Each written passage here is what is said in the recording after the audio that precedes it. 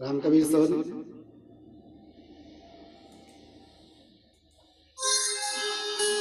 प्रेम पानी पानी रे मगरे रे मगरे निसा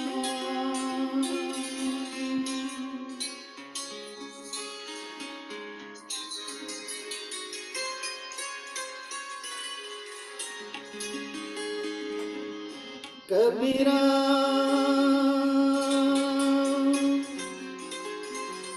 जब हम पैदा हुए जग हंसे हम रोए।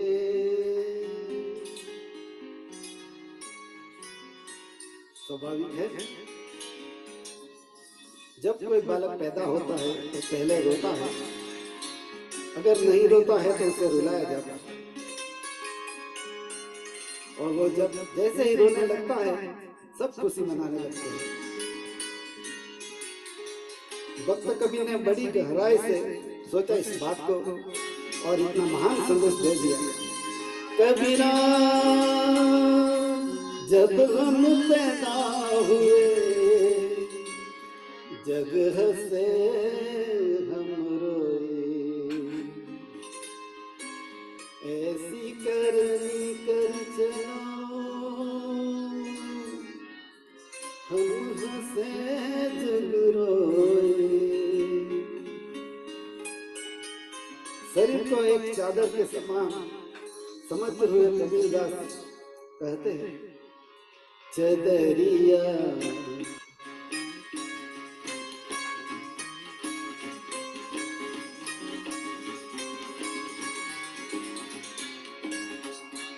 चदरिया जीनी रे जीनी,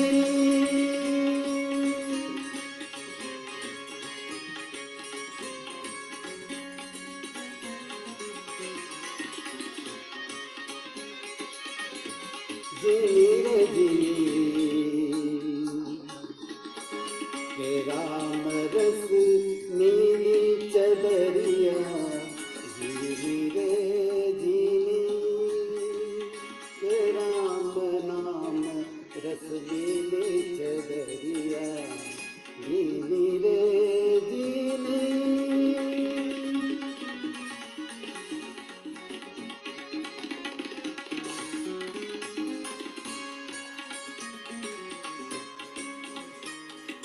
शरीर रूपी चादर है,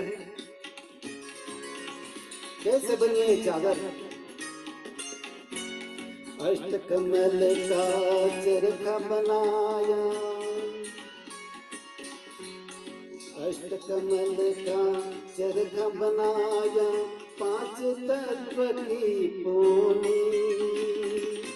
अष्टकमल का चरखा बनाया, पांच तत्व की पूनी। दो दस मास गुणन को लागे, नव दस मास गुणन को लागे, मूर्ख मैली की चदरिया जीनी रे जीनी के राम नाम रस नीली चदरिया जीनी रे जीनी।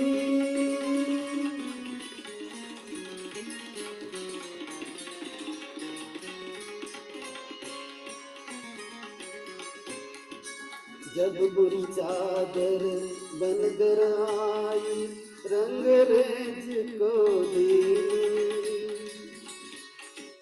अर्थात शरीर ने जन्म लिया, रंगरेज है गुरु, गुरु के पास शिक्षा का रंग चढ़ाने के लिए इस चादर को भेजा गया।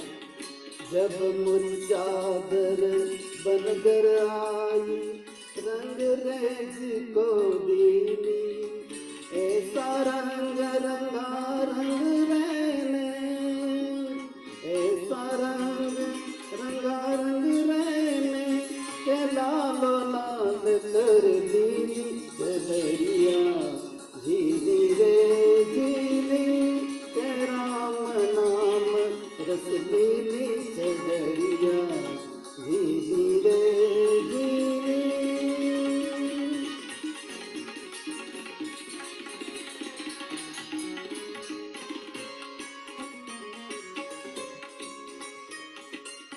इस पंक्तियों में कबीरदास जी ने एक चेतावनी दी, चादर ओढ़ शंका मत करियो, चादर ओढ़ शंका मत करियो, ये 2 दिन तुमको दी चदरिया, ये 2 दिन तुमको दी।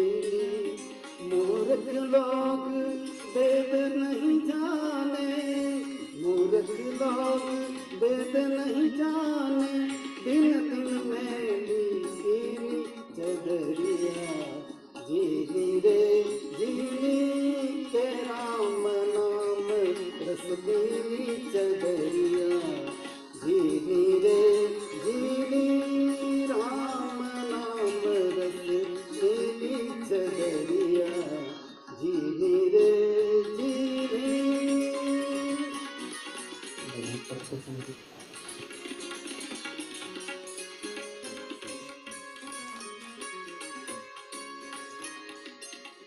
ध्रुव प्रहलाद सुदामन ओढ़ी, ध्रुव प्रहलाद सुदामन ओढ़ी, सुखदेव निर्मल की चदरिया, सुखदेव निर्मल की।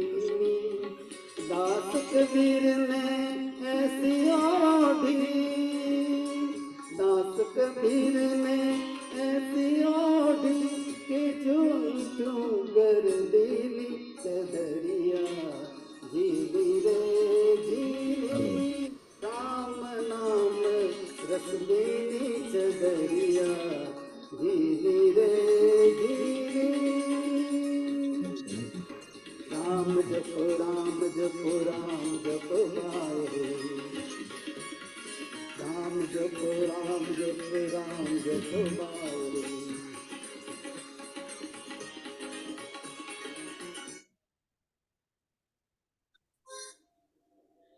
Thank you Ram Kabir. રામ કબીર છીટવામાં રામ કબીર સીતારામભાઈ ભક્તિભાઈ ભક્ત તરસાળી ભારત અને અહીંયા આપણી સાથે આજે સરસ મજાનું આધ્યાત્મિક પ્રાર્થનાથી શરૂઆત કરવા બદલ એમનો શ્રી રામ કબીર ભક્ત સમાજ આભાર માને છે. Thank you.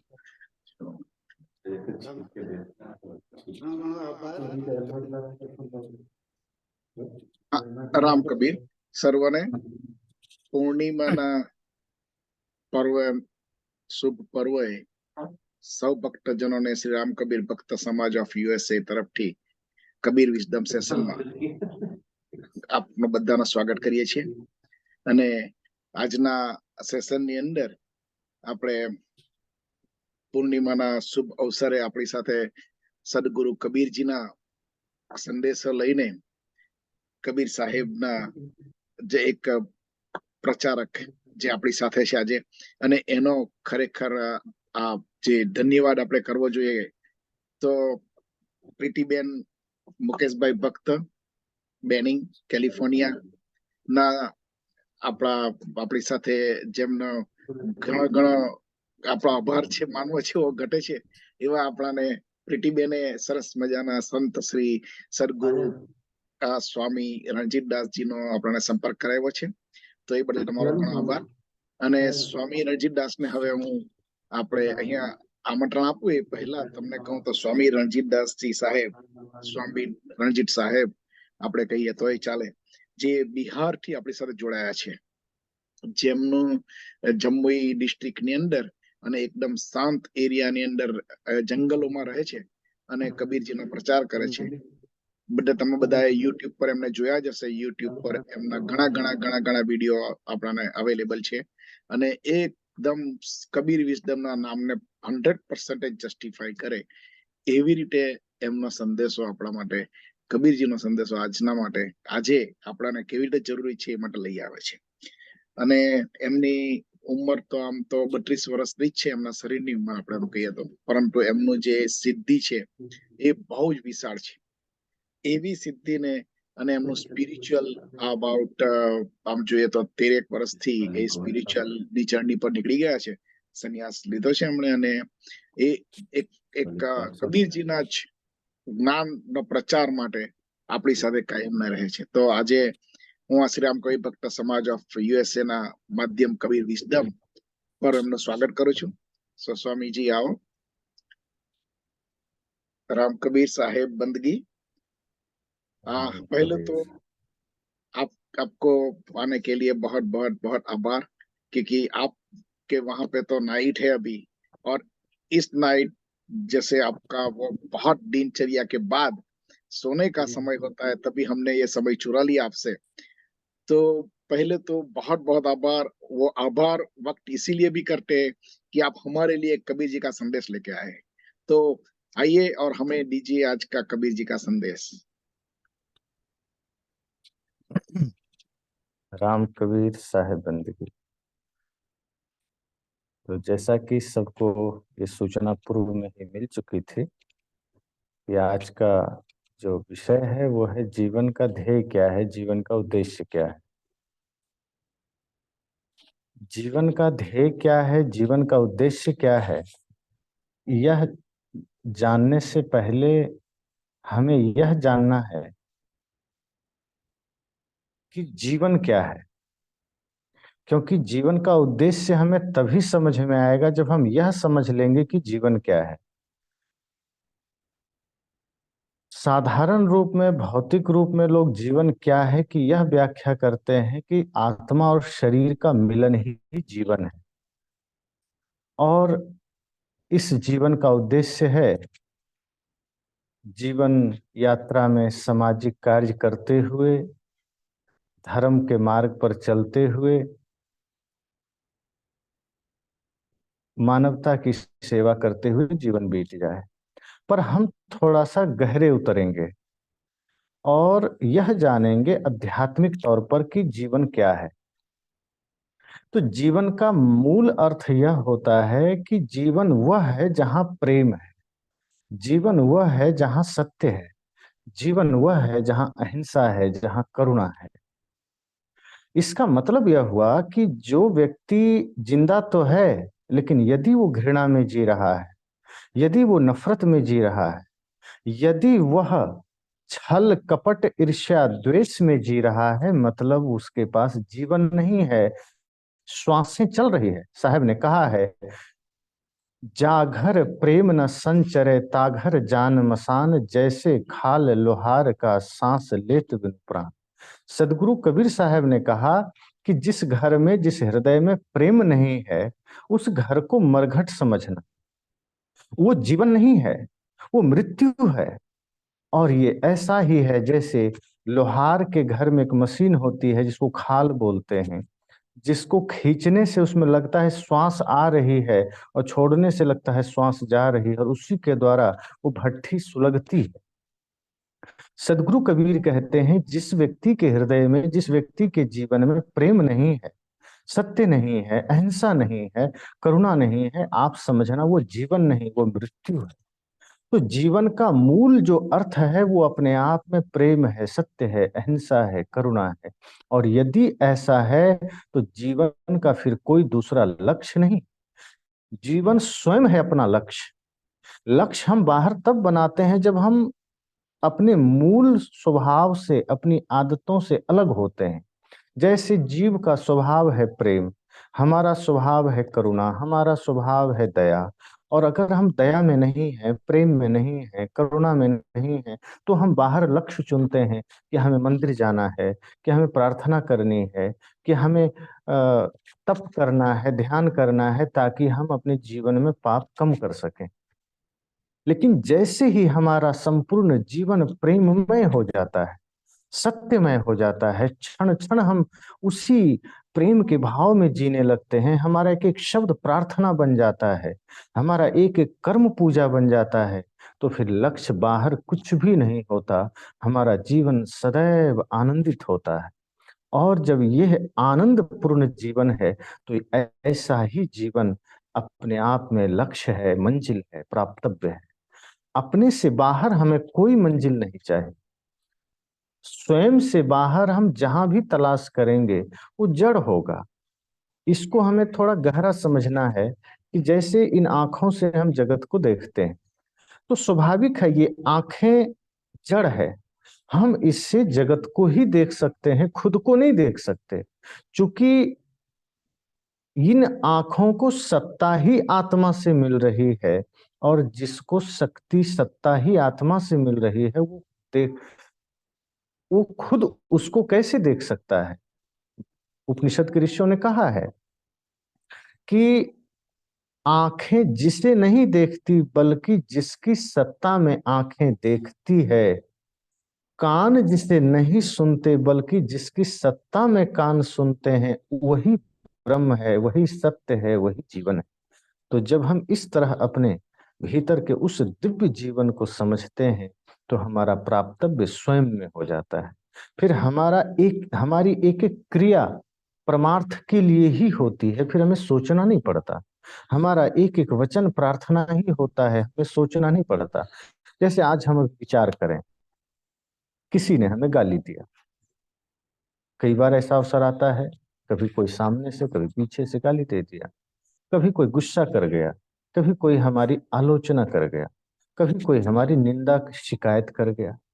उस वक्त हमारे चेहरे पर क्या भाव रहता है। हम बहुत से कथाएं सुनते हैं कि सदगुरु कबीर को, महात्मा बुद्ध को किसी ने गाली दिया तो वे मुस्कुरा दिए। हमें किसी ने दिया, हम क्या करते हैं, हम उससे अधिक क्षमता से हम गाली दे देते हैं या फिर प्रतिकार करते हैं। जीवन का अर्थ है कि आप अपने भीतर उस दिव्यतम प्रेम में उतर जाइए कि कोई गाली दे तो भी, कोई सम्मान करे तो भी, कोई मीठे वचन कहे तो भी, कोई कड़वा वचन कहे तो भी हमारे चेहरे पर सदैव मुस्कुराहट बनी रहे। जिस दिन ऐसा हो गया उस दिन जीवन जीवन बन गया, उस दिन जीवन प्रेममय हो गया। पर अभी होता उल्टा है। हमारे जीवन में प्रेम सहज नहीं, भक्ति सहज नहीं, सत्य सहज नहीं है। प्रेम के लिए, भक्ति के लिए, सत्य के लिए हमें सोचना पड़ता है, हमें टाइम निकालना पड़ता है। पर क्रोध का क्षण आता है, ईर्ष्या का क्षण आता है, आलोचना का क्षण आता है, तो हमारे भीतर हम क्षण भर के लिए भी नहीं सोचते, क्रोध बाहर निकलने लगता है, ईर्ष्या बाहर निकलने लगती है। तब हम यह नहीं सोचते कि कैसे करें, हमें तो क्रोध करना ही नहीं आता, मुझे तो सीखना पड़ेगा। कैसे करें, हमें तो गाली आती ही नहीं, हमें जानना पड़ेगा। गाली, क्रोध अर्थात जितने भी विकार हैं वो हमारे भीतर से सहज प्रवाहित होते हैं, जिसे नहीं होना चाहिए। और जिस जीवन में प्रेम सहज प्रवाहित होना चाहिए, सत्य सहज प्रवाहित होना चाहिए, वह सत्य मुश्किल हो जाता है, उसके लिए हमें सोचना पड़ता है। सदगुरु कबीर कहते हैं, यह मन तो शीतल भया जैसे गंगा नीर, पीछे पीछे हरि फिरे कहत कबीर कबीर। साहब की वाणी इतनी गजब की है। वे कहते हैं अगर हमारा मन निर्मल हो जाए, हमारे मन में सत्य हिंसा प्रेम करुणा समाहित हो जाए, तो हमें किसी भगवान के पीछे भागने की भी जरूरत नहीं। पीछे पीछे हरि फिरे कहत कबीर कबीर, फिर वो हरि हमारे ही पीछे हमारा ही नाम लेकर चलेंगे। ये जीवन है, यही जीवन की वास्तविकता है। जब हम इस जीवन में उतरते हैं, जब हम इस जीवन को स्वीकार करते हैं, तो हमारे द्वारा क्षण क्षण में सिर्फ जगत कल्याण ही होगा। हमारे द्वारा फिर मानवता का हित ही होगा। फिर हमारे द्वारा वही होगा जो सदगुरु कबीर ने कहा, जहां जहां डोलो सो परिक्रमा, जो कुछ करो सो पूछा। वे कहते हैं अगर मन पवित्र हो तो आपके द्वारा किया गया हर कार्य पूजा है। मन गंदा है तो पूजा करते समय भी पूजा नहीं। मन गंदा है तो तीर्थ की यात्रा करते समय भी तीर्थ की यात्रा नहीं। अगर मन पवित्र है तो आप बाजार भी जा रहे हैं, दुकान भी जा रहे हैं, ऑफिस भी जा रहे हैं, तो आपका हर एक कदम पूजा है, तीर्थ है। साहब ने और भी कहा है कि संत दरस को जाइए तज माया अभिमान, ज्यो ज्यो पग आगे धरे कौटिल्य सम। कि अगर हम माया अभिमान अहंकार विकार का त्याग कर दें तो हम हमारी यात्रा ही करोड़ों यज्ञ के समान हो जाए। तो मैंने कहा कि जीवन का ध्येय क्या है? जीवन ही सत्य है, जीवन प्रेम है। जहां प्रेम है वही जीवन है। श्वासों का चलना जीवन नहीं है। यूं तो श्वासें चल रही है, और उन श्वासों में हम क्या कर रहे हैं? चलती श्वासों में हम क्रोध कर रहे हैं, नफरत कर रहे हैं, घृणा कर रहे हैं। और जहां घृणा है, नफरत है, वो कभी जीवन हो ही नहीं सकता। वो तो मृत्यु है। और कोई आदमी अगर जीवन भर नफरत में जिया है तो उसने जीवन को कभी जाना ही नहीं। उसने तो सदैव मृत्यु को जाना है। और दूसरों को लगेगा कि ये एक दिन मर गया, लेकिन सच मानिए वो जब से नफरत में जी रहा है तब से वो मर ही रहा था। आज प्रतीत होता है वो मर गया, वरना मर तो तब से ही रहा है, मृत्यु को ही जी रहा है। और जो प्रेम में जीता है मरने के बाद भी मरता नहीं, उसकी मृत्यु के बाद भी वो अमर हो जाता है। इसलिए सदगुरु कबीर का जो ज्ञान है, सदगुरु कबीर का जो दर्शन है, वो इतना विराट है कि अगर हम उनके विचारों को आत्मसात करें तो ये पूरी धरती, ये पूरा विश्व ब्रह्मांड एक सूत्र में बंध सकता है, प्रेम के सूत्र में बन सकता है। क्योंकि सदगुरु कबीर की भावना, सदगुरु कबीर का विचार इतना उदार है, इतना विशाल है कि हम कल्पना भी नहीं कर सकते। आप जरा विचार करें, सदगुरु कबीर कहते हैं, सब घट मेरो साईं सुनी सेज न कोय, बलिहारी हुआ घट की जागट प्रगट हो। वे कहते हैं सब घट में मेरा परमात्मा बैठा है, कोई खाली नहीं। अब सोचिए, अगर हम यह मान लें कि सब घट में मेरा परमात्मा है, हम किससे झगड़ा करें? सदगुरु कबीर के हृदय की विशालता देखिए। वे कहते हैं, मैं रोवूं इस जगत को, मुको रोवे न को। वो समस्त जगत के लिए चिंतित है। क्यों? अपने दुख से नहीं, जगत के लोगों के दुख को देखकर, हमारे आपके दुख को देखकर सदगुरु कबीर को पीड़ा है कि जो सुख मेरे पास है, जो शांति मेरे पास है, वो आपके पास भी चाहे, वो आपके जीवन में भी चाहे। और जब हम अपने जीवन को समझते हैं, जब हम अपने जीवन को समझने लगते हैं, तो हमें फिर कुछ करना नहीं पड़ता। जैसे हम कमरे में बंद हैं, दोपहर का समय है, और हमें सूरज का प्रकाश चाहिए, हम क्या करें?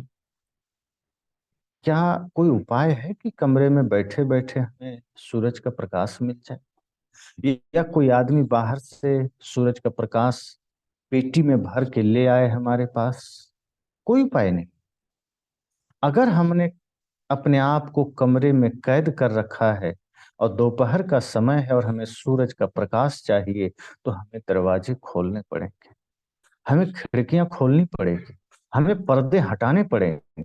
और जैसे ही हम ये कर पाते हैं, खिड़कियां खोलते हैं, दरवाजे खोलते हैं, पर्दे हटाते हैं, फिर हमें सूरज के प्रकाश को खींच के लाना नहीं पड़ता, वो उपस्थित हो जाता है। हम जैसे ही अपने भीतर अज्ञानता के पर्दा को हटाते हैं, हम जैसे ही अपने भीतर विकारों को हटाते हैं, हम जैसे ही अपने मन को निर्मल करते हैं, जीवन प्रकट हो जाता है। अर्थात सत्य, अहिंसा, प्रेम, करुणा प्रकट हो जाते हैं। और जहां सत्य प्रकट हो गया, जहां प्रेम प्रकट हो गया, जहां अहिंसा, करुणा प्रकट हो गया, वास्तव में वही जीवन है। और वो जीवन कभी मिटता नहीं। उस जीवन का अस्तित्व तो शाश्वत है, वो कभी विनाश नहीं हो सकता। लोग कहते हैं शरीर जड़ है, शरीर मिट जाएगा। ठीक है, शरीर मिटेगा, लेकिन इसी शरीर में रह करके हम स्वयं को अमर बना सकते हैं। अगर हमारे कर्म, हमारे हमारा जीवन जीने का तरीका प्रेममय हो जाए, इसी शरीर से उस सत्य को उपलब्ध हो सकते हैं। वरना आज तो लोग अपने इस शरीर रूपी साधन का प्रयोग भी नफरत में करते हैं, घृणा में करते हैं, लड़ाई में करते हैं, विवाद में करते हैं, एक दूसरे के दोषारोपण में करते हैं। ये शरीर इसलिए नहीं मिला है, ये मनुष्य जीवन इसलिए नहीं मिला है कि हम दूसरे को देखें। हम सदैव दूसरे का लेखा जोखा करते हैं, दूसरे को देखते हैं, हम दूसरे का दृष्टा बनते हैं। यह जीवन इसलिए मिला है कि हम अपने आप का दृष्टा बन सकें, हम अपने मन का दृष्टा बन सकें। हमारा मन क्या कर रहा है, हमारा विचार कैसा है, हम इसे नहीं देख पाते। हम बाहर देखते हैं, हम दूसरे का अवलोकन करते हैं। सदगुरु कबीर कहते हैं, नहीं, आप स्वयं में लौटिए, आप अपने मन का स्वामी बनिए, आप अपने मन का दृष्टा बनिए। और जब हम अपने आप का दृष्टा बन जाते हैं तो जीवन समझ में आ जाता है। तब ये जीवन पवित्र हो उठता है, तो हमारा जीवन ही मंदिर बन जाता है। पवित्रता के शिखर पर हम विराजमान हो जाते हैं। इसलिए जब ये बात हमें सुनने को मिलती है या सवाल आता है कि जीवन क्या है, तो उससे पहले हमें यह भली भांति समझना होता है कि जीवन को हम साधारण अर्थ में तो ले लेते हैं कि हाँ, शरीर और आत्मा का मिलन जीवन है, पर ये तो श्वासों का चलना मात्र है। ऐसे तो सारे प्राणी जिंदा है, तो क्या सब जीवन, सबके पास जीवन है? कई बार लोग पूछते हैं मृत्यु के बाद क्या होगा, मृत्यु के बाद आत्मा कहाँ जाए? सदगुरु कबीर कहते हैं आपके लिए यह जानना जरूरी है कि मृत्यु के बाद क्या होगा, ये तो बाद की चीज है। आप पहले यह सोचिए कि मृत्यु से पहले आप जिंदा हैं। सवाल यह नहीं है कि मृत्यु के बाद हम कहाँ जाएंगे, क्या हो। सदगुरु कबीर का दर्शन कहता है आप पहले यह विचार करिए कि मृत्यु से पहले क्या हम सच में जिंदा हैं या सिर्फ सांसें चल रही है। हमने आज तक ऐसा कौन सा कर्म किया जो जीवंतता का पहचान है? जीवंतता, जिंदा होने का पहचान, जीवन का पहचान, मैंने कहा प्रेम है, सत्य है, और वो निश्चल प्रेम, यथार्थ जीवन, दया, धर्म, सेवा, गुरु भक्ति, सबके प्रति प्रेम का भावना, ये जीवन है। अगर इस हमने इसे जिया है, अगर हमने इसे धारण किया है, तो सही मायने में इस संपूर्ण प्रकृति के लिए हम भी वरदान बन सकते हैं। संपूर्ण ब्रह्मांड के लिए हम भी एक सहायक बन सकते हैं, वरना हम तो सृष्टि के लिए विध्वंसक बनते चले जाते हैं। हम अपने विचारों से, अपने कर्म से, अपने चिंतन से हम कहीं ना कहीं समाज का, राष्ट्र का, कहीं ना कहीं संपूर्ण विश्व का अकल्याण ही तो करते हैं। इसलिए सदगुरु कबीर बड़ी बारीकी से कहते हैं कि जीवन वो है जहाँ प्रेम है, जीवन वो है जहाँ सत्य है, जीवन वो है जहाँ अहिंसा है। और जो इस जीवन को धारण कर लेता है, फिर उसका कोई बाहर ध्येय बचता ही नहीं। जैसे हम जड़ में पानी डालते हैं पौधे के, तो आप क्या करते हैं? सिर्फ जड़ में पानी डालते हैं ना, आपको फूल के लिए कुछ करना पड़ता है ना फल के लिए। कोई आदमी ऐसा नहीं होगा जो जड़ में पानी भी डाले और पेड़ के पत्तियों में छुरी घुसा करके उसका फूल बाहर निकाले या फल बनावे, कुछ नहीं। हमारा कर्तव्य है हम जड़ में पानी डालें, बाकी काम पेड़ खुद कर लेता है। हम सिर्फ मन को निर्मल करें, हम सिर्फ सत्य को धारण करें, बाकी जीवन स्वयं अपने सारे मंजिल उपलब्ध हो जाता है। और इस जीवन का जो वास्तविक अर्थ, जैसा कि मैंने कहा, वो आनंद है, प्रेम है, सत्य है। जब उसी को उपलब्ध हो गया तो बाहर क्या चाहे। साहब ने कहा, चाह गई चिंता मिटी मनुआ बेपरवाह, जिनको कुछ नहीं चाहिए वो ही शाह। कहा जब हमारी चाह बाहर की मिट जाती है, जब हमारी कामनाएं बाहर की मिट जाती है, हमारा मन निश्चिंत हो जाता है। फिर क्या चाहिए? जिनको कुछ नहीं चाहिए वो ही शहंशाह। किसी ने कहा बाहर तो बड़े सेठ लोग हैं, बड़े धनपति हैं। सदगुरु कबीर ने कहा बाहर का जो धन है वो शरीर के गुजारा के लिए है, शरीर को संभालने के लिए, बाहर के विकास के लिए। वहीं रुक नहीं जाना है। एक धन और है जहां तक हमें पहुंचना है, वो प्रेम का धन है, वो भक्ति का धन है, वो सत्य का धन है। और जिसके जीवन में ये प्रेम का धन, प्रभु नाम का धन आ जाता है, फिर उससे बड़ा धनी कोई नहीं। बाहर का धन हमारी व्यवस्थाओं के लिए वो जरूरी है जब तक प्राण है, लेकिन आगे भी जिस धन की आवश्यकता है वो ये धन है। इसलिए किसी ने कहा है, संग चले सोई धन है संतो, छूट जाए सोई माया। करो तैयारी ऐसे धन की, आगे होए सहाया। संग चले सोई धन है संतो, छूट जाए सोई माया। जमा करो कुछ ऐसी पूंजी जो नहीं होए पराया, संतों जो नहीं होए पराया। नहीं छूटे कोई चोर न लूटे, नहीं छूटे कोई चोर न लूटे, दिन दिन बढ़त सवाया। संग चले सोई धन है संतो, छूट जाए सोई माया। संतों ने कहा कि जो छूट जाए और जो साथ तक जाए वो असली धन है। तो सदगुरु कबीर कहते हैं कि जीवन जहाँ प्रेम है, जहाँ सत्य है, ये जीवन है। और हम जब इसमें उतर जाते हैं तो हमारा सब कुछ स्वाभाविक हो जाता है। हमारा जीना, हमारा बोलना, हमारा चलना, हमारा हर एक व्यवहार में मधुरता आ जाती है, स्वाभाविक। फिर जो साहब कहते हैं कि कोई भी व्यक्ति अगर हमें हमारे लिए बुरा सोचता है, कोई हमें गाली देता है, कोई हमारी आलोचना करता है, तो फिर हम सहज हो जाते हैं, फिर हम प्रतिकार नहीं करते। ठीक उस पेड़ की भांति, जैसे फलदार पेड़ होते हैं, अ, 1-2 महीने के बाद आम के पौधे में आम का फल लग जाएगा। जैसे ही आम लगता है, केरी लगता है, वो सारी डालियां झुक जाती है। ये एक प्रमाण है संपूर्ण प्रकृति की ओर से कि जिसमें कुछ लग जाता है, जिसके भीतर फल आ जाता है, वो झुक जाता है, वो अकड़ता नहीं। सदगुरु कबीर कहते हैं कि जब हम अपने जीवन में ज्ञान को धारण करते हैं, भक्ति को धारण करते हैं, तो उसका प्रमाण यह होता है कि हमें विनम्रता आ जाती है, हमें नम्रता आ जाती है, शांत शालीनता आ जाती है। और यही प्रमाण है कि हम अब जीवन को उपलब्ध हो रहे हैं, अब हम सत्य को उपलब्ध हो रहे हैं। तो जीवन बड़ा कीमती है। यूं तो भरोसा नहीं है जीवन का, एक एक क्रम गुजरता है, एक एक यात्रा गुजरती है। लेकिन इतना जरूर है कि इसी छोटे से जीवन में हम वो काम कर सकते हैं जो हमारे जीवन को अमृत प्रदान कर सकता है।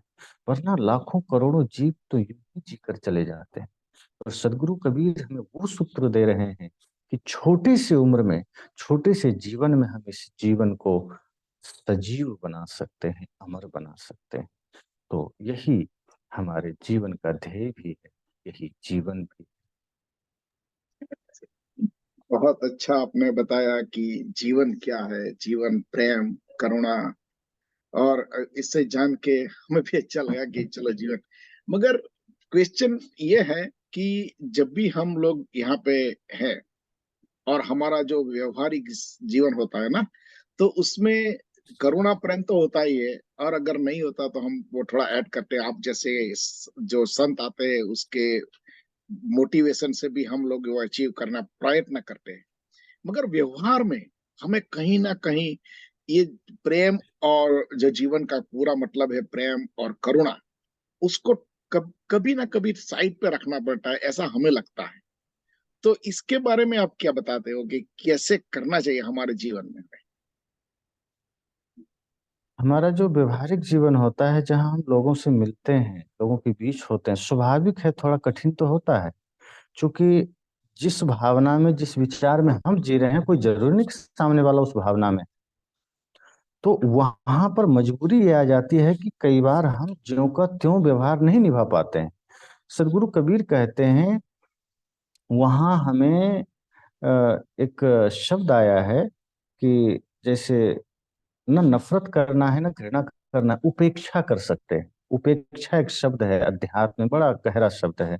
कि जैसे हम किसी चौराहे पर पहुंच गए, एक रास्ता बाएं जा रहा है, एक दाएं जा रहा है, एक सीधा जा रहा है। अब हमें बाएं और दाएं अर्थात लेफ्ट राइट हमें जाना नहीं, हमें स्ट्रेट जाना है। तो हम लेफ्ट राइट रास्ते को बिना किसी झिझक के, उसको हम कुछ भी शिकायत नहीं करते, हम उसको इग्नोर कर देते हैं, उपेक्षा कर देते हैं, हम सीधे निकल जाते हैं। तो हम कोशिश करें अपने जीवन में कि ऐसे अवस्थाओं में हम इग्नोर करें, ताकि हमारे मन में ना घृणा पैदा होगी, ना राग पैदा होगी। वो हमारे लिए अच्छा होगा। क्योंकि दूसरे के वजह से अगर हमारे मन में कुछ टिस पैदा हो गई, तो वो तो वैसा ही हुआ, हमारा मन उसके वजह से पीड़ित हो गया। तो हमें ये कोशिश करना कि हमारा असली धन हमारे पास है, वो हमें जाया नहीं करना, वो हमें खत्म नहीं करना। तो जहां तक बन सके ऐसे व्यवहार में इग्नोर करके चल देना है। और कोशिश यही हो कि हम अधिक से अधिक सदगुरु कबीर के विचारों को धारण कर सके। न हो पाया तो प्रयासरत रहें, क्योंकि व्यवहार तो कठिन है ही। अगर उसमें सब कुछ सही हो जाता तो फिर सदगुरु कबीर कहते क्यों कि हाँ घर छोड़ दो, जंगल में आ जाओ। कुछ चीजें तो है जो वहाँ बहुत कठिन होता है, और उसमें फिर उसी तरह से हमें जीना भी पड़ता है। तो कोई बहुत बड़ी बात नहीं।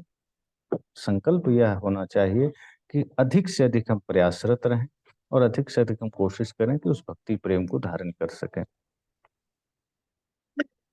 वो आपने सही बताया कि जैसे अब अभी मैं सभी को बता दूं कि अगर आपके पास कोई क्वेश्चन हो और गुरु जी स्वामी जी को आप पूछना चाहते हो तो please raise your hand. Meantime तो अभी स्वामी जी तो आप बोल रहे हो कि जैसे ना हमारे व्यवहारिक जीवन में इतना सा सिंपल नहीं होता। जैसे कि आपने बताया राइट और लेफ्ट और बीच वाला रास्ता। तो कभी कभार हमें राइट भी नहीं जाना, कभी लेफ्ट भी नहीं जाना, सीधे रास्ते पे जाना है। मगर क्या होता है कि सीधा रास्ता ही पहले से ब्लॉक होता है। हम्म। तो इसी इसी जो समय में इसी जो कुछ जो जीवन की करुणाता होती है कि भाई हमें वो तो करना ही पड़ेगा। जैसे मैं अभी आपको एक एग्जांपल दे दूं कि देखो मैं ये हूं कि भाई चलो मेरा इंस्पेक्टर पुलिस इंस्पेक्टर हूँ, जैसे हमने इंडिया की भाषा में बात करता हूँ। तो हम्म। वहां पे तो हमें थोड़ा सा एंगर भी बताना पड़ेगा, थोड़ा सा वो जो क्या बोलते हैं प्रेम और करुणा को साइड पे रखना पड़ेगा, क्योंकि कभी कभार उसका भी जॉब इतना इजी नहीं रहा। अगर वो नहीं करता तो उसका जॉब जाता है, उसकी फैमिली का जो मेंटेनेंस होता है वो जाता है। तो व्यवहारिक में बहुत बड़ी ये मुश्किलें पैदा हो जाती है। तो उसका क्या सॉल्यूशन देते हो?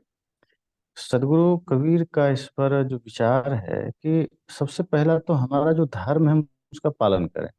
एक अगर सेना में कोई व्यक्ति है तो अपने सैनिक धर्म का पालन करे, एक पुलिस में कोई व्यक्ति अपना पुलिस धर्म का, डॉक्टर अपने डॉक्टर धर्म का।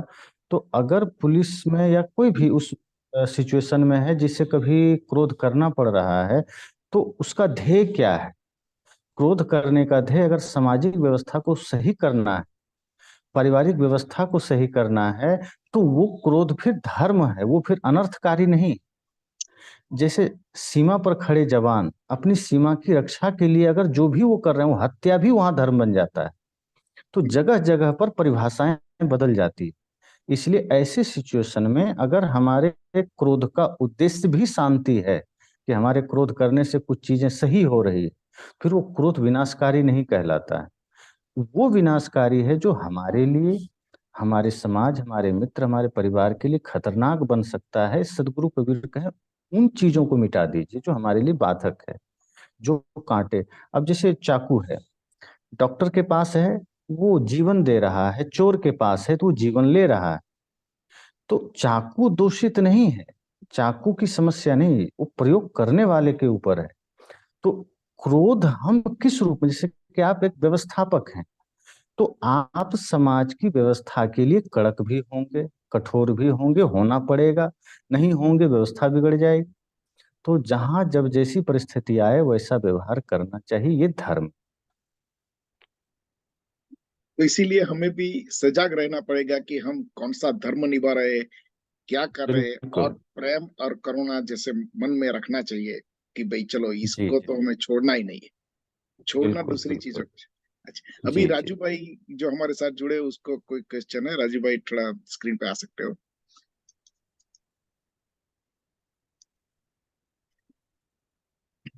साहेब बंदगी।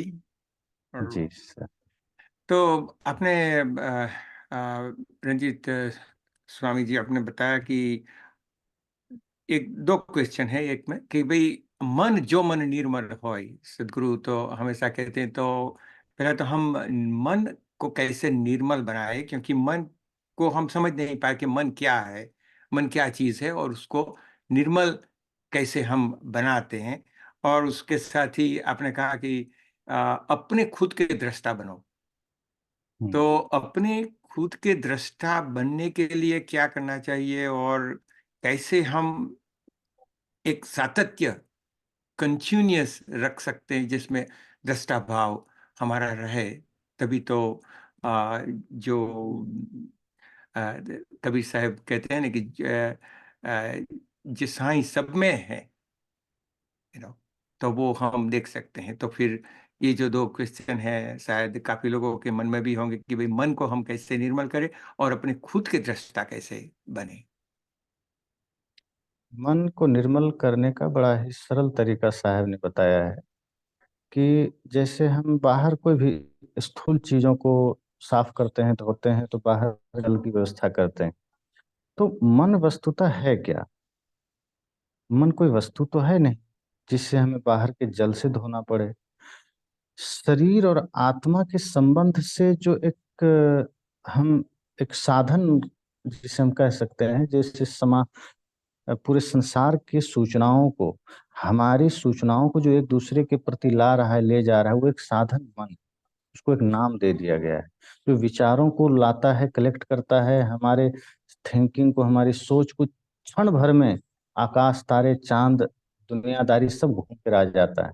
क्योंकि वही है प्रबल, और उस पर अभी कब्जा किसका है? माया का। चूंकि साहब कहते हैं कि माया प्रबल है और मन हो गया है मालिक, तो मन माया के अधीन होकर के हमें सदैव गंदगी में भटकाता है, मोह में भटकाता है। अब निर्मल कैसे करना है? तो निर्मल करना है सत्संग के द्वारा। ये सत्संग का जो ज्ञान का जो जल है, जो अभी हम भी कर रहे हैं आपस में, ये सत्संग है। तो जब हम सत्संग में मन को लगाते हैं, ध्यान में मन को लगाते हैं, तो मन वहां निर्मल होता है। मन निर्मल करने का सबसे सुंदर तरीका ध्यान है। अब ध्यान में और दृष्टा जो बात मैंने कही थी वो एक साथ आ जाएगा कि ध्यान क्या है। तो सदगुरु कबीर ध्यान को बड़ा ही सरल तरीके से लेते हैं। वो कहते हैं 24 घंटे पूर्ण होश में जीना ध्यान, पूर्ण जागृत होकर रहना ध्यान है। अब दृष्टा क्या है? तो दृष्टा जैसे हमारा मन क्या कर रहा है। अभी आप एक नदी किनारे खड़े होते हैं, तो जल प्रवाहित हो रहा है, धाराएं बह रही है, तो हम धाराओं को देखते हैं।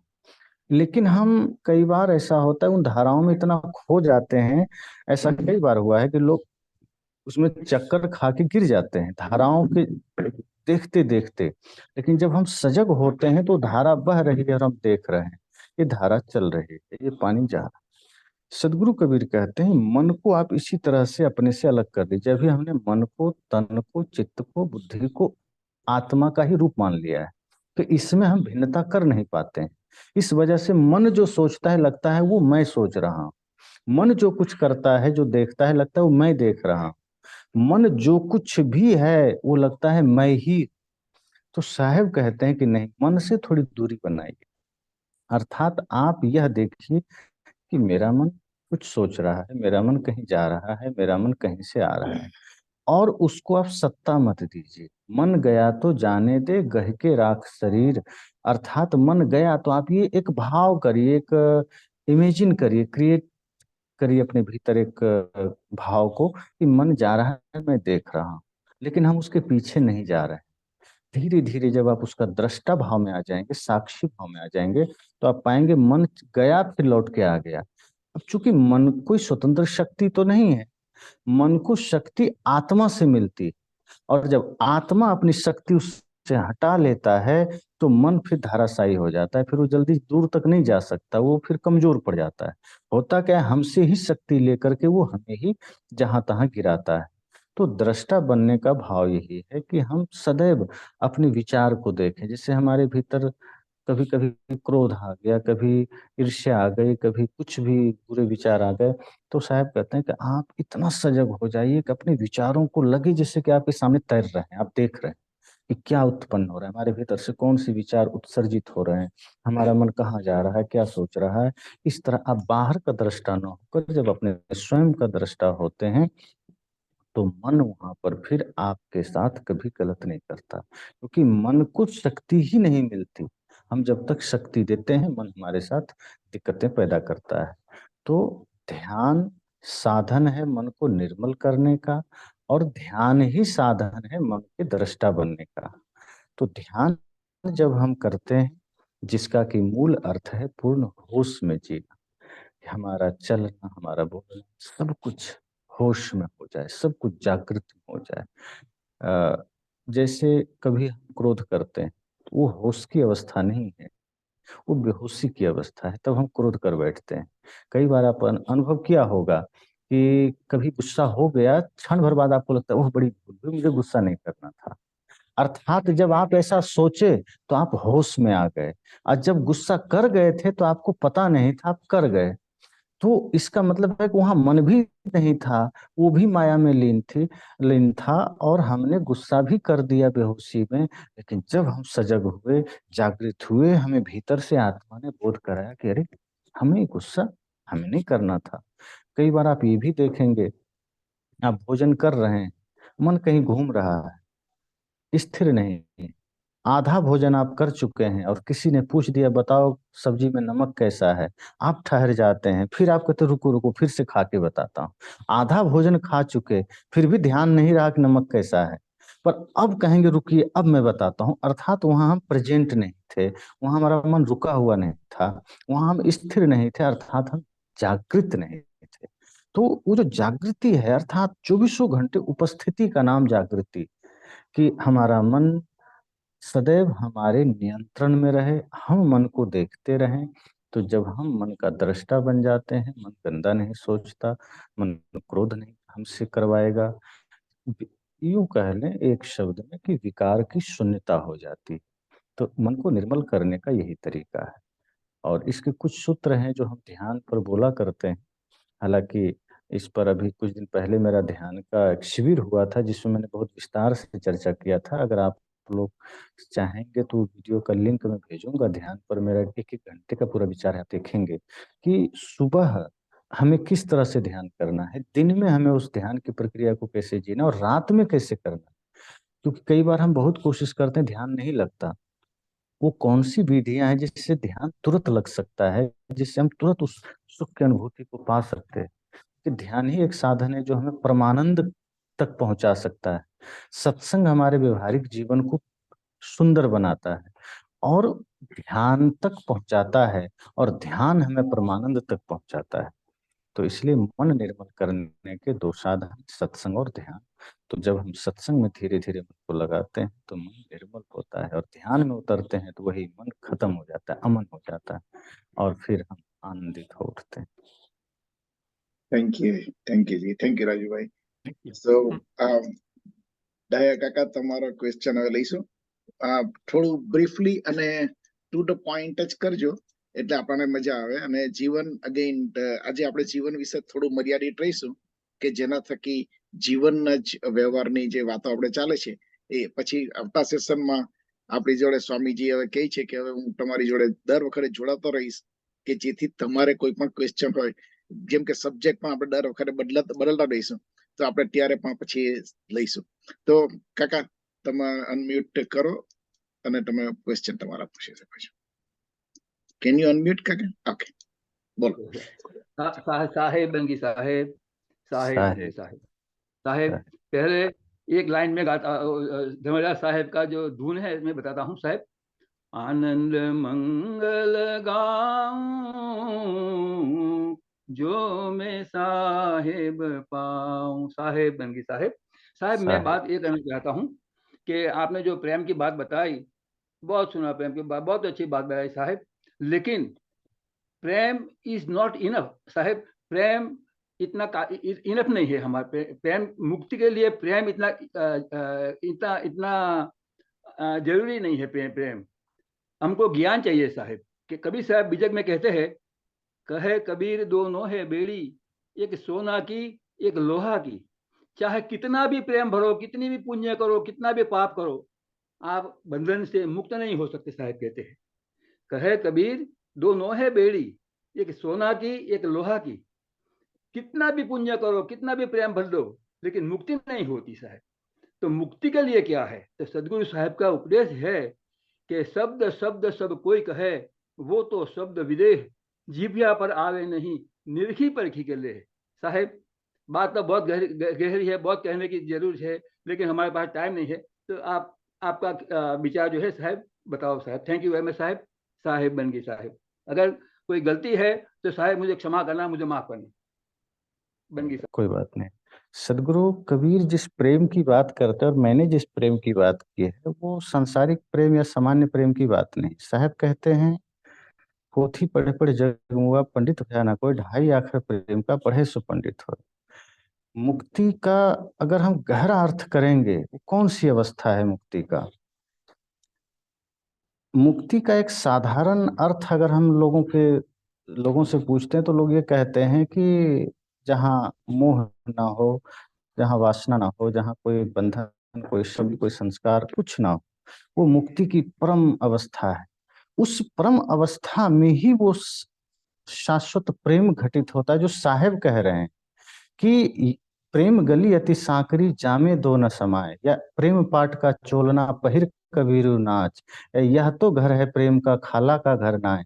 तो जिस प्रेम की बात सदगुरु कबीर करते हैं वो कोई साधारण प्रेम नहीं, अर्थात वो अवस्था जहां संपूर्ण विश्व जिनके लिए एक जैसा हो जाए, और ये होना साधारण बात नहीं। मुक्ति का अर्थ सबसे मुक्त होना। साहब ने कहा ना काहो से दोस्ती, ना काहो से बैर, या ना कुछ लेना ना देना, मगन रहना। तो मैंने उसी प्रेम की बात की। सामान्य प्रेम तो एक व्यवहार चलाने के लिए है कि चलो आपसे भी लगाओ, आपसे भी लगाओ, ठीक है, सबसे बढ़िया। लेकिन जब हम उस अलौकिक दिव्यतम प्रेम में उतरते हैं तो वो प्रेम का शब्द नाम भले प्रेम है, पर वो अंततः प्रकारांतर से साहब ने उसको मुक्ति का ही नाम दिया है। और आप जो कह रहे हैं वही बात है, शब्द में थोड़ा भिन्नता है, पर हमारा ध्येय वही है कि जहाँ संसार के किसी भी बंधन से हम ऊपर उठ जाते हैं, जहाँ मान सम्मान के भाव से ऊपर उठ जाते हैं, जहाँ सुख दुख के भाव से ऊपर उठ जाते हैं, जहाँ राग वैराग के भाव से ऊपर उठ जाते हैं, जहां संसार की किसी भी चीज जो मन से परखने में आता है, जो बुद्धि से समझने में आता है, जो चित्त से चिंतन में आता है, उनसे भी जब हम ऊपर उठ जाते हैं, वो निर्विकल्प अवस्था, वो मुक्ति की अवस्था है, और उसी की बात साहब करते हैं। तो बहुत बढ़िया, आपके भाव यही है, और ऐसा ही भाव साहब ने भी कहा है। और साहब की वाणी तो अद्भुत है, जितने अर्थ करेंगे उतने गहरे उतरते जाएंगे, उसका कोई सीमा नहीं। हम अपने तरीके से लोगों को जो सरलता से समझ में आ जाए वो बातें हम लोग रख लेते हैं, पर अगर गहरे उतरते जाएंगे तब तो उतरते उतरते परम समाधि लग जाएगी। बहुत बहुत अच्छा आपने बताया साहेब बंदगी। अब तो अभी मैं वो बोल रहा था कि जो हमने वो पहले पॉइंट लिया कि जीवन का ना, तो जीवन जीवन जैसे फिजिकल जीवन भी हम बोलते, और जैसे फिजिकल जीवन का, क्योंकि वही जीवन अभी तो बोलते हैं ना, जैसे कोई आदमी यहाँ पे है, उसके साथ शरीर है, तो उसको ही बोलते हैं कि भाई चलो अभी जीवन की शुरुआत हुई है, जब भी उसका शरीर आता है। जब भी शरीर जाता है तो हम बोलते हैं अभी उसकी शरीर, उसका जीवन खत्म हो गया। तो ये जीवन, और जो आप बता रहे हो कि प्रेम और जो करुणा, वो तो भाव है ना। तो ये दोनों में थोड़ा सा डिफरेंस है। तो आप इसके लिए बताइए कि क्या है वो डिफरेंस, क्या है उसमें। देखिए, मैंने जो कहा, जब एक आप इसको सामान्य रूप से समझें कि इस सृष्टि में मनुष्य के अलावा अन्य तीन खानियां, अंडज पिंडज उष्मज, तो ये जितनी भी खानियां हैं ये भोग भूमिका है। इनको ये मिला ही है अपने कर्मों के फल पूरा करने के लिए, और जो मनुष्य का शरीर हमें मिला है वो मिला ही है भक्ति के लिए, वो मिला ही है मुक्ति के लिए। तो जब हम इस मनुष्य शरीर में आते हैं तो स्वाभाविक है कि हमें पहले ही वो सारी अवस्थाएं प्रकृति ने दे दिया है कि हम इसको कहाँ ले जाएं। ये भोगने के लिए नहीं मिला है, भोगने के लिए अन्य तीन खानियां हैं। तो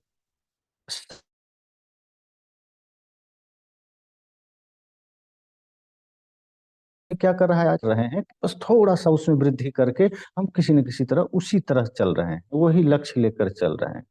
तो लौकिक दृष्टिकोण से वो भी जीवन है, क्योंकि सांस चल रही है। पर सांस, मैंने कहा सांसों का चलना ही जीवन नहीं, सांसें चलते चलते भी आदमी मरा हुआ होता है। क्योंकि अब जैसे साहब ने कहा ना, जाघट प्रेम न संचरे। अब घर में 4 भाई है और चारों में प्रेम नहीं है, तो आप क्या कहते हैं? वो तो आदमी मुर्दा है, जिंदा थोड़े है, प्रेम नहीं रखता। अर्थात वो जिंदा नहीं है, मतलब सांस चलते हुए वो मुर्दा है। किसी को कहते हैं कि ये आदमी के पास थोड़ा भी करुणा नहीं है, थोड़ा भी रहम नहीं, तो पत्थर है। अर्थात जहाँ रहम है, जहाँ करुणा है, वही वास्तविक जीवन है। तो यहाँ सिर्फ एक छोटा सा विभेद हुआ है, भिन्नता है। वरना लौकिक दृष्टिकोण से तो हम यही कहते हैं कि हाँ, जिंदा है तो वो जीवन में है। लेकिन उस जीवन को हमें वास्तव में जीवन बनाना है तो जीवन, लेकिन वो जीवन की स्थिति से थोड़ा नीचे हम भोग भूमिका को ही धारण किए हुए हैं। जब हम योग की भूमिका में आ जाते हैं, जब हम ज्ञान की भूमिका में आ जाते हैं, तो वास्तव में ये जीवन अपने स्वरूप में आ जाता है। जैसे मेहंदी का पत्ता है, आप लेके रखे रहिए, खूब उसको कोशिश करिए, बांध लीजिए हाथ में पैर में, कहीं लाल रंग नहीं आएगा। लेकिन जब हम उसको थोड़ा घिसते हैं, रगड़ते हैं, और तब अपने वास्तविक स्वरूप में वो आ जाता है। इसी तरह हमें हमें जो जीवन मिला भी वो हरा रूप में है। जब हम इसको थोड़ा घिसते हैं तप में, ज्ञान में, ध्यान में, तब इसमें से वास्तविक प्रेम में जीवन, सत्य में जीवन, भक्ति में जीवन प्रकट होता है, जो कि रंग लेकर आता है, वो दिखाई देता है। जिसे संतों ने कहा है ना, रंग दे प्रभु ज्ञान के रंग में काया, रंग ना ले इस पापी मन को, अपने रंग में माया, रंग दे प्रभु ज्ञान के रंग में काया। क्या कहते हैं? ये शरीर तो हमें मिला है, कोरा है। अब हे प्रभु, हे सदगुरु, इसको ज्ञान के रंग में रंग दो।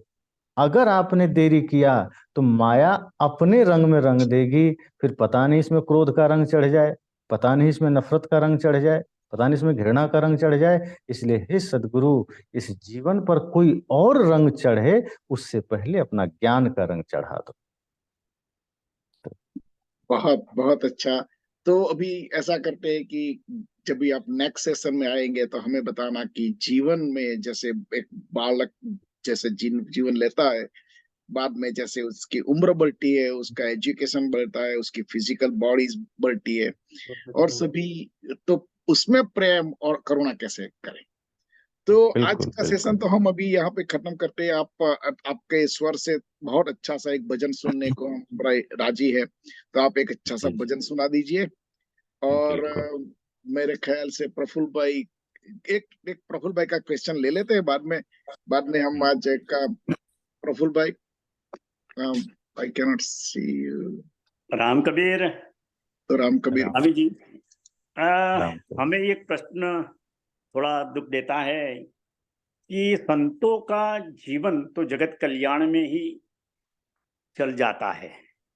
हमारे लौकिक जगत में हम संसारी आदमियों का शुरुआत और ध्येय यही रखना चाहिए कि थोड़ा अलग होके शुरुआत कैसे करनी, ये ध्येय के साथ। तो एक दो बात बताइए। Thank you. जी, साहब ने दोनों जगह की बातें कही है कि जब हम एक जीवन की शुरुआत करते हैं, तो सामान्य रूप से स्वाभाविक है, गृहस्थ जीवन में भी अगर हम अपने वहाँ के धर्मों का पालन कर रहे हैं, तो हमारे लिए वो भी एक उत्तम मार्ग है, और हम सहज रूप से हम उस आनंद की अनुभूति को ले पाते हैं।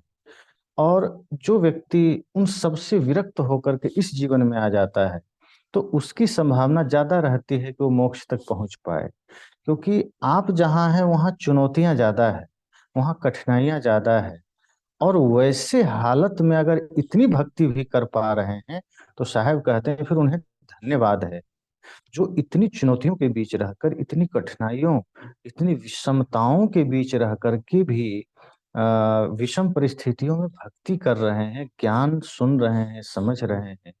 तो इतना भी कम नहीं है, और निरंतर प्रयासरत रहें। उसी प्रयासरत में निरंतर जब हम इस जीवन को धारण करते रहेंगे, तो निश्चय ही एक समय ऐसा आएगा, आज नहीं तो कल, जब हम भी मुक्ति के पथ पर चलने को सजग हो जाएंगे। तो जितना चल रहे हैं, जितना कर रहे हैं, उसी धर्म को हम अच्छे से पालन करें। वहां के लिए यही एक साधना है, यही एक रास्ता है। Thank you. तो आप ऐसा करो, हमें अच्छा सा आपके स्वर में एक अच्छा सा भजन सुना दीजिए। और अवश्य।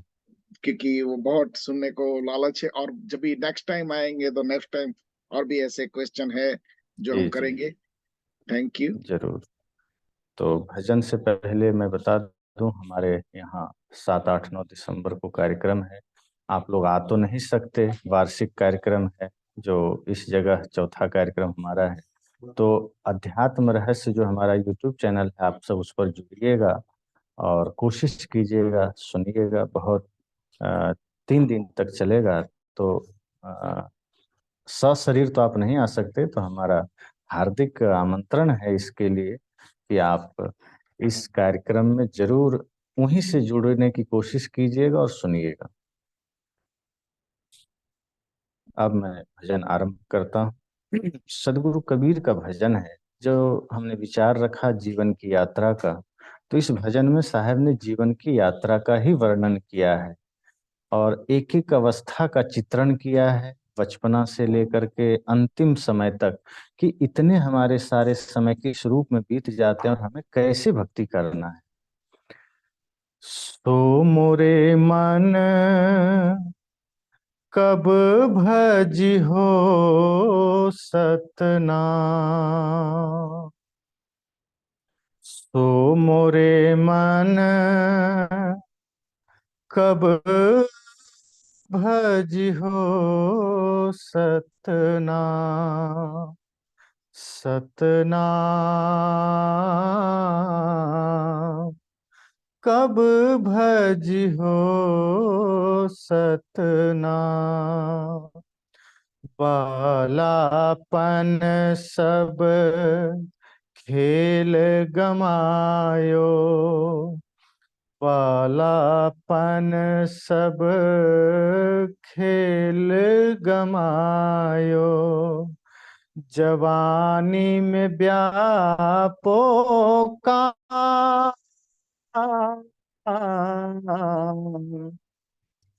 वृद्ध भय तन कापन लागे, वृद्ध भय तन कापन लागे, लटकन लागे चाँव,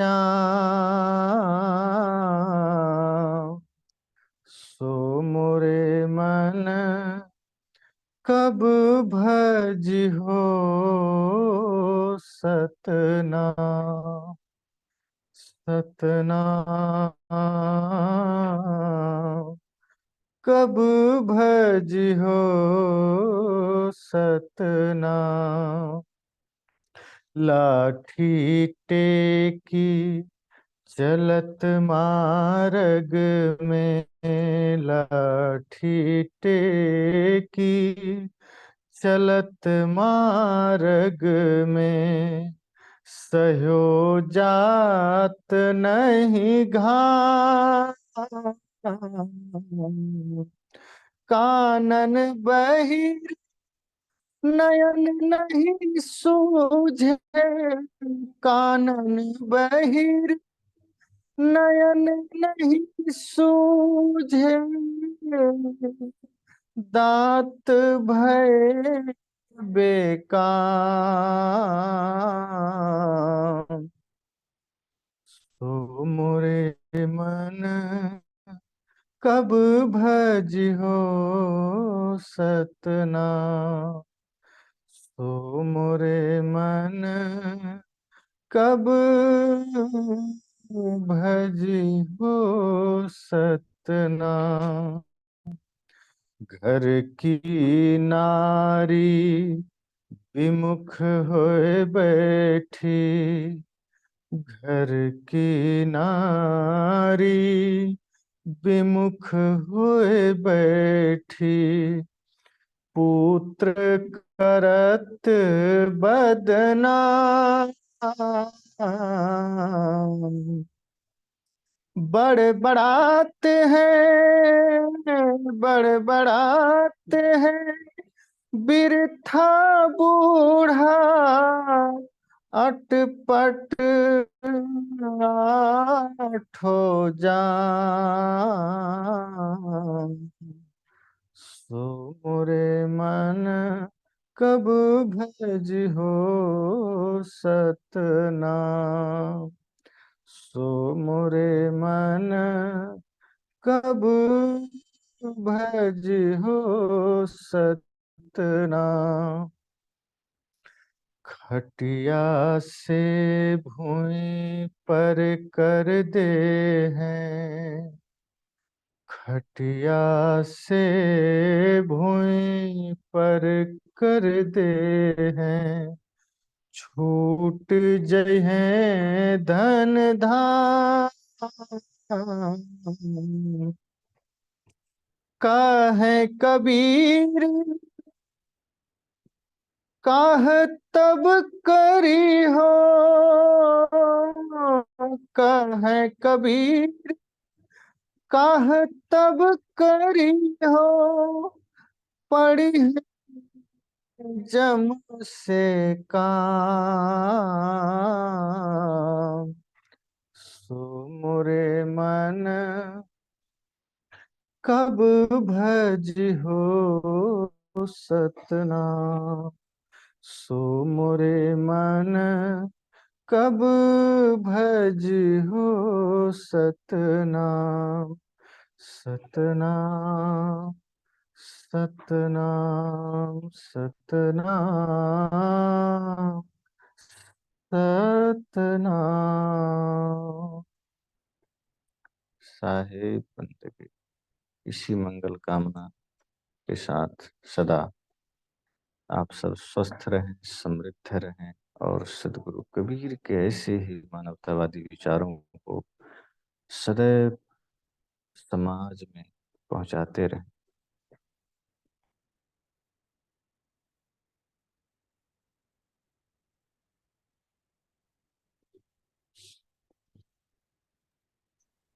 Ram Kabir, thank you very much again. અને બધા ભક્તજનો જે સદગુરુ સત્સંગમાં જોડાયા, અને રવિવાર હોય અને આપણે સત્સંગ ના કરીએ એ હવે પોસિબલ નથી, તો બધાને સત્સંગમાં જોડાવા બદલ પણ ઘણો ઘણો આભાર. આવતા રવિવારે આપણી સાથે એક સાયકોલોજીસ્ટ આવવાના છે, જેને તમે બધા જ ક્વેશ્ચન પણ કરી શકશો અને બહુ સુંદર રીતે આપણને સમજાવશે. તો મહેરબાની કરી બધા જોડાજો. ફરી પાછા રામકબીર, અને જે ગુરુજી આપણને લિંક મોકલશે એ સ્વામીજીની લિંક આપણે બધાને પહોંચાડીશ આપણા વોટ્સઅપ ગ્રુપ મેસેજમાં, કે જેથી આપણે બધા એ પવિત્ર પ્રોગ્રામમાં ભાગ લઈ શકીએ. રામકબીર.